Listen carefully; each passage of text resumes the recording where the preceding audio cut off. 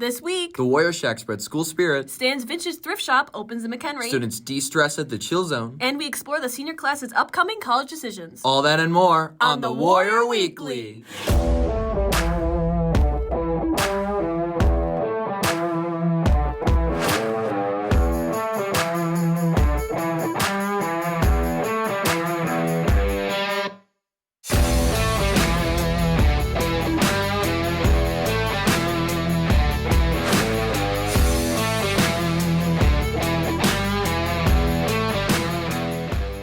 Good morning, Warriors, and welcome to this week's edition of the Warrior Weekly, presented by Warrior Student Media. I'm Alyssa Thomas. And I'm Lex Bach. This week we visit a new shop in McHenry, relax at the chill zone, and look ahead to our seniors' next steps. But first, we show our school pride at the Warrior Shack. McHenry has had a lack of merchandise in the past, but recently things have changed.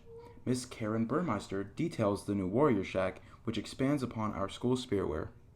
So the Warrior Shack, there's two parts of it. We are recently just opening our actual brick and mortar location down in the cafeteria, but we also have a trailer that has been out at football games over at freshman campus for different events where we're able to sell merchandise. Warrior Shack is an improved version of the late Warrior Warehouse. Mrs. Vanessa Kirk gives insight into the new and improved merchandise store. So the idea actually, the Warrior Shack has been here before. It's called the Warrior Warehouse. The idea came about when I was working with Mr. Iserman, along with Mr. Connor and Ms. Burmeister. We wanted to kind of like revitalize it and get it to come back. And we came up with a strategy that we feel will be best to allow kind of like the advanced kids to actually have a learning lab. So we kind of just had to come about that way. We started with the camo shirts. We realized that we were really successful with that, and that we actually needed like a location and a foundation along with a club to help us kind of get it up and running. McHenry's business classes have taken part in helping the Warrior Shack project. Burmeister shares how they incorporate students' ideas into the shack. So actually, the Warrior Shack is tied to our curriculum. So for marketing, management, and accounting, it has the direct tie. Our marketing classes are polling their classmates, what would you love to see sold? So it's coming from there. In management, these are the students who are kind of running the day-to-day operations of the Warrior Shack. And in accounting, that piece is going to be handling the money and the finances for the shack. So it is a continuation of our classroom experience. The Warrior Shack has recently just opened this week. Kirk highlights what times the shack is open and what students can expect. So we are just opening up our doors now. We are open 4th, 5th, and 6th right now during lunch periods where we're selling ice cream, and we also selling apparel. It's a slow phase rollout that we're doing. We want to see work out any kinks or any troubles that we might have. If you need McHenry merchandise, stop by the new Warrior Shack during lunch periods. Reporting for the Warrior Weekly were Travis Kokinos, Marco Vishnovac, Nate Gibson, and Ellie Machashik. Now McHenry has recently welcomed a new small business on Elm Street. Stan's Vintage Thrift Shop has a selection of hand-picked old school clothes. Stan's Vintage has been a staple in the Hebron community for 2.5 years, and recently decided to make the jump and open a McHenry storefront. Shop owner Stan Johnson explains his decision to move to McHenry and open the store on Valentine's Day. We're really thinking that people are going to want to see the difference in shops, because Hebron has a very eccentric, loud, 90s in-your-face vibe, but in here in McHenry, it's more of a minimalist, very focused on letting the vintage, letting the styles kind of do the talking for themselves, letting the graphics, the colors, the materials, you walk in and you'll start feeling the fabrics of the vintage sweatshirts right away, and you'll see the difference between modern sweatshirts and a sweatshirt that's actually from the 90s. So we're just hoping people can come in, experience the vibe that we've created, and we hope they like it a lot. We hope that the prices are what people are willing to work with. We think we're very competitive to if you went to a store and bought a brand new hoodie or sweatshirt. The new shop carries iconic vintage pieces, but a different selection of items from Hebron. Johnson describes the type of items that customers can expect to find in McHenry. We're going to have a variety of sweatshirts, t-shirts, sweaters, jackets, And then if people are still looking for like denim pants or hats or other accessories, that's when we'll still have the Hebron location open on weekends. But McHenry, I'm kind of calling it a one-stop shop for like those essential vintage things that you're looking for. Along with some of his team members, Johnson brought on 2 interns from McHenry Community High School. Kylie Parisi and Nate Ludke will be assisting in store operations as interns, while long-term employee Mason Singer offers experience and a familiar face to Hebron customers. So my role is basically always checking people out, just keeping the store and check clean, helping people pick stuff out and all that kind of stuff. So my role at stands looks like checking people out, helping people answer questions, answering anything about the clothes that they have, because usually people tend to have a lot of questions about like, is the clothes original, stuff like that, so yeah. For Parisi, the appeal of working at a vintage shop is finding the pieces. She explains the process of locating items and the typical themes that she looks for.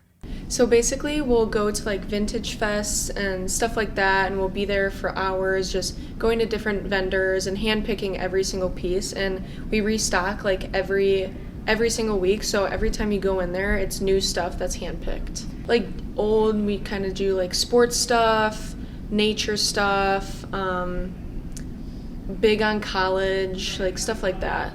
McHenry has been a loyal customer base to stands for years, which is a main reason that Johnson chose the new location. Parisi explains what the shop offers to MCHS students. Everything in there is, you can always find something that you want, like you can always find something that's like for you, so I definitely recommend it. Moving forward, the stands team will be managing both the Hebron and McHenry shops to be open throughout the week and on weekends.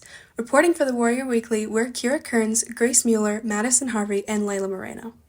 Next, located on the second floor by the office, there's a safe haven for students to decompress from their daily stresses. This area is known as the Chill Zone. Warrior Student Media has a story. Feeling stressed out, overwhelmed, or just seeking for a quiet place? MCHS Chill Zone is the perfect place for you, located at both the freshman campus and upper campus. Mrs. Gabriella Johnson shares how the social services team contributes to the Chill Zone. I'm a school social worker, so I am one of those staff members that are able to meet with students to provide social or emotional support because it's a safe place for students to go. We set it up to try to be a calm space where there's dim lighting, there's fidgets in there, sensory tools. Students can use this space for many reasons. Mr. Otto Corzo goes into further detail of how it can effectively provide support to students. The Chill Zone is put in place specifically for students that are escalated emotionally, and they get to go there for, I think it's 10 minutes, right, to just collect themselves. And after those 10 minutes, they get to, well, they have the choice of either meeting with a mental health professional, including the school psychologist, social worker, or even a counselor. The staff is very welcoming of all students. Junior Jenny Taylor describes her experiences with the Chill Zone. For me, I go there to talk to my counselor, she's the person that I go to if I ever need anything, or if I need to get out of class or take a break, I can go there and talk to them. And they just make me feel very welcomed, and I like it. The Chill Zone is open to anyone who needs a safe space or someone to talk to.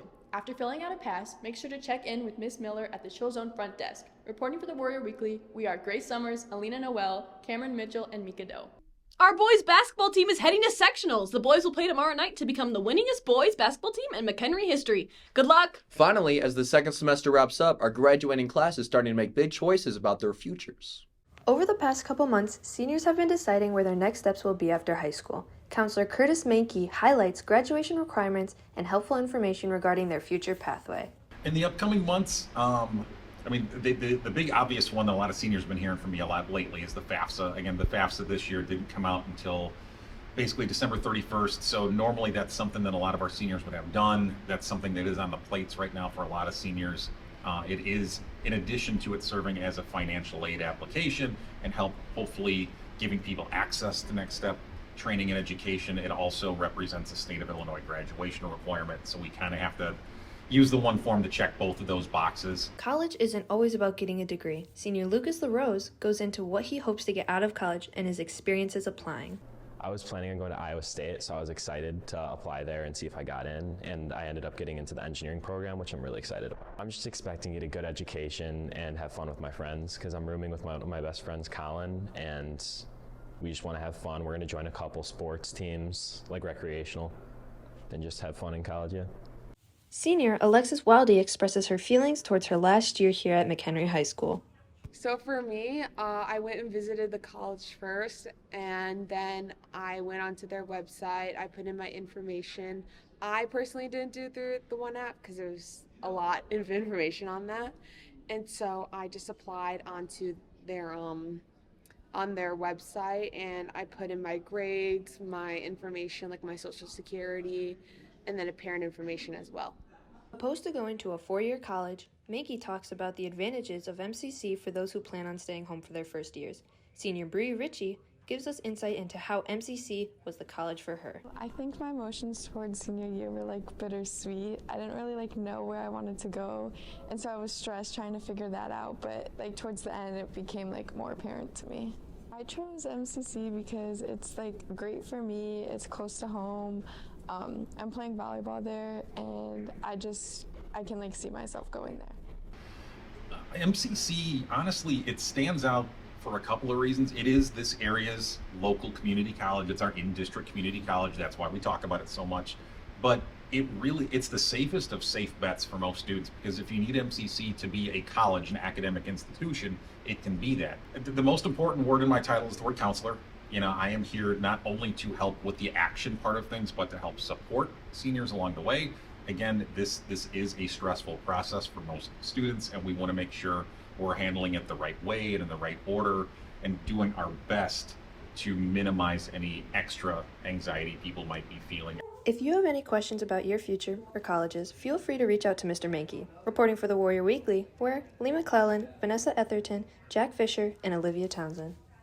That's all for today's show. Be sure to follow the Warrior Weekly on all social media platforms, including X, Insta, and TikTok. For Lex Bach and all Warrior Student Media, I'm Alyssa Thomas. Have a great week, Warriors, and happy birthday, Stangle! Yeah!